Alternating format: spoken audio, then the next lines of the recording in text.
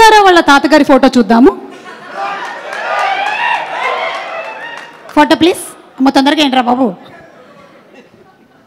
అది మేము ఇంకా ఫేస్ స్పష్టంగా చూడలేదు కానీ విత్ ఆల్ ది మనవరాళ్ళు ఇంట్లో ఉన్నప్పుడల్లా నాకు మా గ్రాండ్ డాటర్స్ ఉన్నట్టు ఉండదు. ఒక లేడీస్ హాస్టల్ వార్డెన్ లాగా ఉంటుంది నాకు. లేడీస్ హాస్టల్ వార్డెన్ లాగా చుట్టూ ఆడపిల్లలే, ఒక్క మగాడు. అరే చరణ్ ఈసారికైనా సరే ఇంకొక అబ్బాయిని కనరా, మన లెగసీ కంటిన్యూ అవ్వాలరా అని కోరిక. తనకి అసలు ఈ ముద్దు ఈ అమ్మాయి అంటేనే మళ్ళీ ఇంకో అమ్మాయిని అంటాడేమో నా భయం.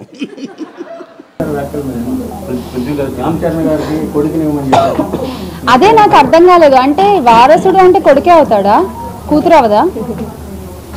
అది ఏమో మరి మెగాస్టార్ చిరంజీవి గారు ఏ ఉద్దేశంతో అన్నారో నాకు తెలియదు. కానీ వారసుడు అనేవాళ్ళు కొడుకులే అవ్వాలి అనేటువంటి ఒక ఆలోచన నుంచి అందరూ బయటకు వస్తే బాగుంటుంది.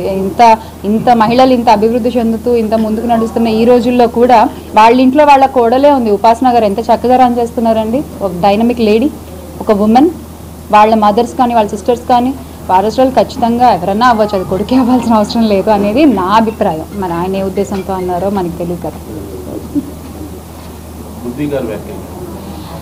మనం అంటే నిన్న నేను ఆల్రెడీ నా ప్రెస్ మీట్లో మాట్లాడడం జరిగిందండి. ఒకళ్ళు మాట్లాడేటువంటి వ్యాఖ్యల వల్ల మొత్తం వ్యవస్థ దెబ్బతినకూడదు.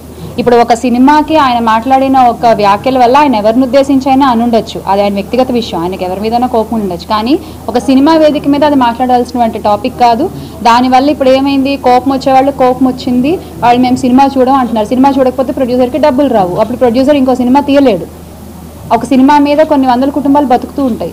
ఆ ఉపాధిని అంతటినీ కూడా ఒక మాట పోగొట్టుకోకూడదు కదా. ఇది ఖచ్చితంగా తప్పే, అది ఎవరు మాట్లాడినా తప్పే.